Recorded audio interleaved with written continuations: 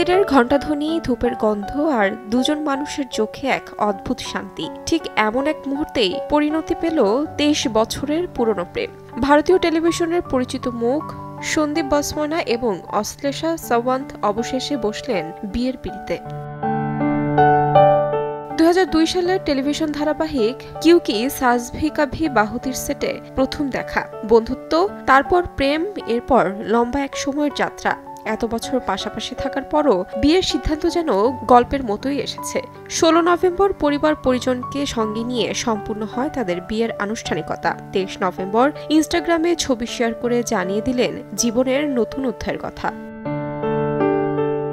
তাদের ভাষ্যমতে বিয়ের এই সিদ্ধান্ত হঠাৎ নেওয়া নয়। গত এপ্রিলে তারা বৃন্দাবনে গিয়েছিলেন। রাধাকৃষ্ণের মন্দিরগুলোর আধ্যাত্মিক পরিবেশে তারা অনুভব করেছিলেন এক গভীর টান। সেই অনুভূতি শেষ পর্যন্ত তাদের দীর্ঘদিনের সম্পর্ককে আনুষ্ঠানিক করে তোলার সাহস জুগিয়েছে।